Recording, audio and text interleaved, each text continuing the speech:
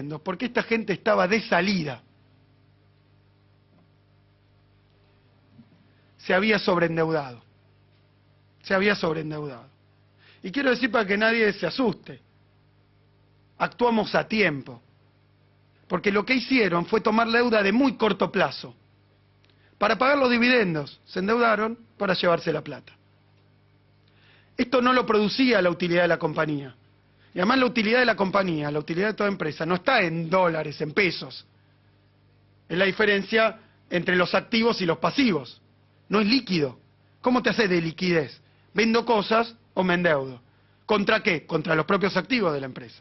Entonces empezaron a endeudarse. Era una empresa que tenía una enormidad de descubierto bancario. Era como si cualquier almacenero de barrio, sin despreciarlo, es práctica habitual de los negocios pequeños, no puede pagar sus cuentas y entonces va al descubierto, que es la tasa más alta que puede pagar. ¿Cómo la principal empresa del país estaba trabajando con deuda de mínimo plazo, de día, interdiaria, a tasas de descubierto bancario? ¿Por qué? Porque estaban apurados por pagar, ni siquiera se dedicaron por llevarse la plata. Eso estaban haciendo, llevándose la plata. Y han endeudado la empresa.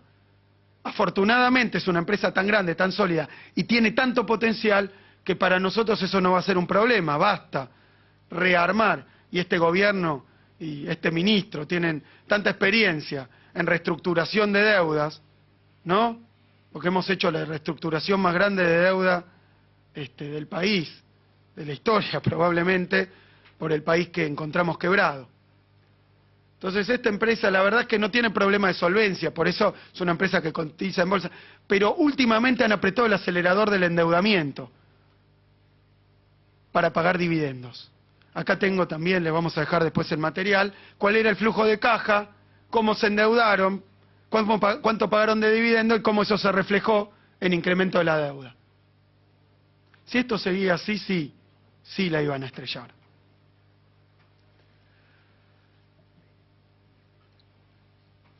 Quiero hablar ahora de cuestiones más técnicas que han encontrado nuestros expertos ya en explotación y exploración petrolera. Acá voy a hablar de área Barranqueras, La Ventana, Vizcacheras y Señal Picana Punta Barda. Voy a hablar de algunos yacimientos de YPF. Esas tres barritas son lo que han provocado todas las riñas con nuestras autoridades durante este tiempo. ¿Por qué? La primer barra muestra lo que decía el plan con el que hasta engañaron a sus propios inversores en 2008. ¿Cuál era el plan de inversiones para esas áreas en 2008? Ahí lo tengo, son millones de dólares al año, 68 millones de dólares al año. Al lado tengo lo que le venían a decir al gobierno de la provincia que iban a hacer. Y al lado, la última barrita, esto es 2009 y 2010, son casos, voy a mostrar algunos casos, lo que realmente hicieron en términos, en materia de inversiones. Esto es en exploración y explotación, porque son instalaciones de superficie para apoyar sus trabajos. O sea, empezaron a desinvertir fuertemente y aceleraron esta trayectoria en los últimos años. Esto solamente lo podemos ver del lado de ellos, porque también vemos los planes, cómo eran los planes que tenían, que era la mentira que ellos decían, la mentira que le trataban de decir a los gobernadores y al gobierno, y lo que realmente terminaban haciendo. Sigo adelante. Esto no lo teníamos por cómo camuflaban los números. Yo lo conté en el Congreso, porque en el Congreso, ¿te acordás, Julio?, que tuvimos que hablar de las inversiones, que las disimulaban así. Inversiones en exploración, área ABB, Argentina, Brasil y Bolivia. Porque como ellos estaban asociados en Bolivia también con activos que vendieron nuestros, en Brasil y en Bolivia, en muchas medidas que eran de YPF. Entonces acá lo que vemos es la cantidad de pozos que exploraron realmente en Argentina, en total. Y lo que vemos es algo realmente desolador. Ustedes pueden ver las barras acá. De un promedio, yo ahora no recuerdo, pero hasta 98 de pozos exploratorios perforados, que arriba de los 60 pozos, 70 pozos aproximadamente, primera etapa de Repsol hace una primera caída que lo deja arriba de los 25 pozos, y a partir de 2005 ya la empresa tira la toalla en el terreno de lo que a nosotros nos interesa, que es trabajo de riesgo, trabajo productivo, exploratorio, productivo, y se dedica a otra cosa, al negocio financiero de corto plazo, de endeudarse con los bancos para llevarse dividendos. Entonces pasa a explorar algo que en promedio debe andar un poco arriba de los 14 pozos, 15 pozos. O sea, dejó de explorar. No sé a qué se dedicaba esa empresa. Ya no era una empresa petrolera. Era otra cosa. Era un negocio financiero, plazo, destinado a obtener ganancias fáciles, a llevárselas al exterior. Y eso se refleja en la producción, se refleja cuando vemos los números reales de lo que hicieron en su actividad exploratoria. Otro caso que es muy importante, permítanme detenerme un poco también en cuestiones técnicas. Ustedes saben que hay, como llamémoslo, 3 etapas en términos de cómo se obtiene petróleo en un yacimiento. Hay algo que se llama exploración o explotación, producción primaria, que consiste en perforar y por el diferencial de presión entre el reservorio de petróleo que hay abajo y la presión de la superficie, una vez que uno pone el caño, el petróleo brota solo. Es una cuestión de diferencial de presión, efecto sifón, sale solo, tiende a salir. Entonces uno abre la canilla, el yacimiento es como un lago subterráneo, se pone la pajita, el sorbete y sale solo. Esa es una primera etapa del pozo y eso es muy barato, solamente hubo que perforar. Después hay una segunda etapa y esas son las cigüeñas que suben y bajan, clásicas, ¿no? De una explotación petrolera, que hay que bombearlo al petróleo. Hay que ayudarlo a salir porque ya no tiene tanta presión. Pero hasta ahí es todo fácil y barato. Sale muy barato el barril de petróleo, porque uno exploró, corrió un riesgo porque podía encontrar o no encontrar, pero si encontró, el pozo empieza a echar petróleo para afuera. Pero después, cuando se acaba eso, todo el mundo sabe que hay mucho más para sacar. Lo que pasa es que empieza a ser más costoso. A eso se lo llama recuperación secundaria. Para que lo entiendan simplemente, lo que hay que hacer es que uno tiene el pozo del que obtiene el petróleo, y después se hace otro pozo de inyección, donde se pone agua a presión. Entonces yo tenía un lago, dejó de surgir, ya no lo puedo sacar así, entonces con agua lo voy empujando. Entonces por este pozo sale y por este lado yo inyecto agua para empujar el petróleo. Pero ahí se encarece. Hay 2 problemas. Primer problema es el encarecimiento del petróleo obtenido con recuperación secundaria. Es más caro porque tengo que conseguir el agua, poner bombas que inyecten, hacer muchos pozos, esto no es un solo pozo, y hacer también mucha exploración, porque esto hay que pensarlo, concebirlo y actuar bien, conocer la fisonomía del yacimiento. En el primer caso no, pero ahora tengo que conocer hasta dónde llega, cuáles son sus límites, y tengo que hacer pozos exploratorios que son todavía más caros que los pozos de inyección. Acá tengo un caso interesante, porque es el caso de Las Heras. En Las Heras, estos son los pozos de inyección contra los pozos productores. En Las Heras, cuando el yacimiento, y digo la segunda cuestión, me olvidaba, si yo no hago esto y sigo sorbiendo de la pajita, puedo sacar petróleo, pero le saco cada vez más presión, con lo cual recuperar lo que quedó abajo va a ser todavía más caro.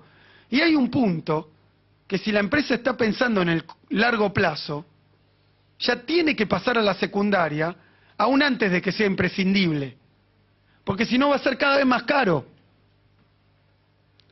O sea, es pan para hoy, hambre para mañana.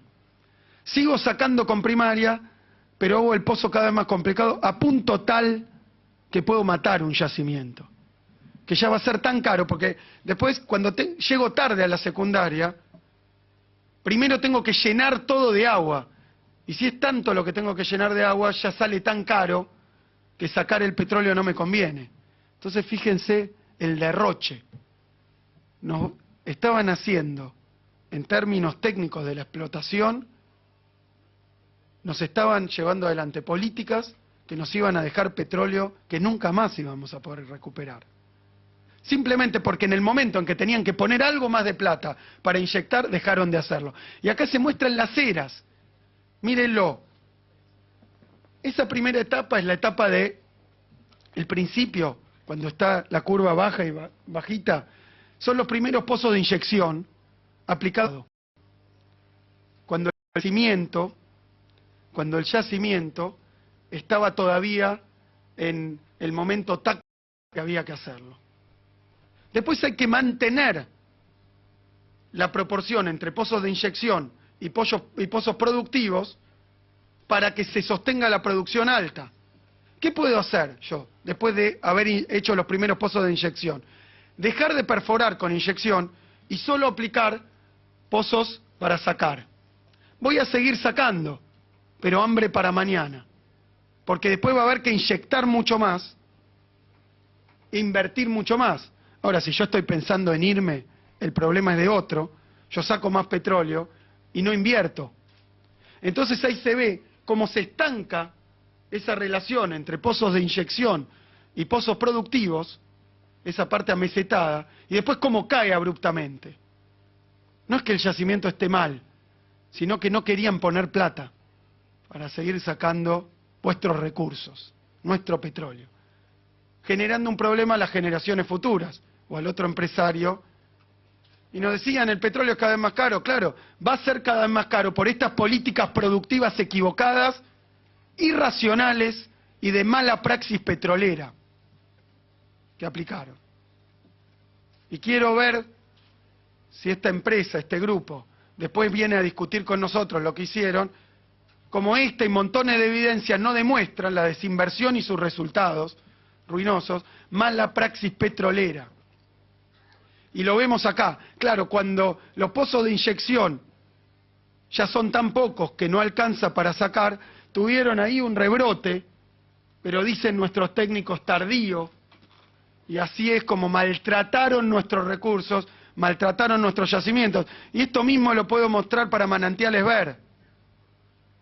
Recuperación secundaria, inyectar plata, es caro, sí. Es caro, sí, pero es lo que hay que hacer, es lo que recomienda la práctica.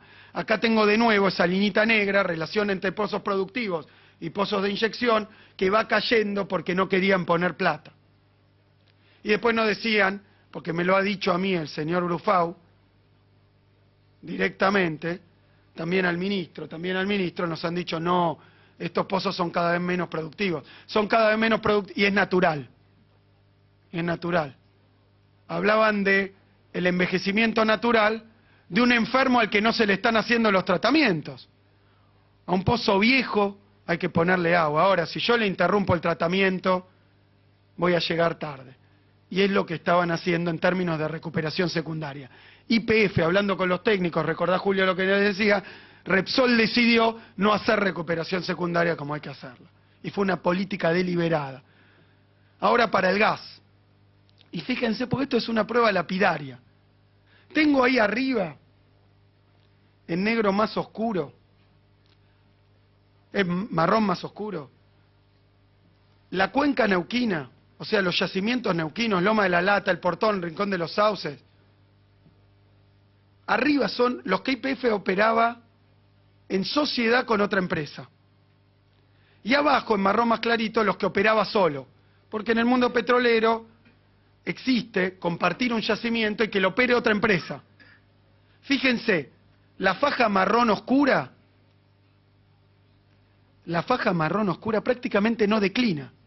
O sea, donde los pozos los manejaba otro, seguían produciendo bien, en gas, un recurso para nosotros fundamental. Ahora, cuando operaba YPF, en la misma cuenca, un pozo al lado del otro, señores, un área al lado de la otra. Cuando operaba otro iba bien, cuando operaba Repsol iba mal y declinaba rápidamente, porque no hacían las inversiones necesarias. Se puede mostrar para la cuenca de neuquina, y tengo acá de nuevo porque esta es la más importante, Loma de la Lata, ¿no? Entonces, tengo para ahí la cantidad, fíjense, son estas barritas chiquititas más claras y las más oscuras.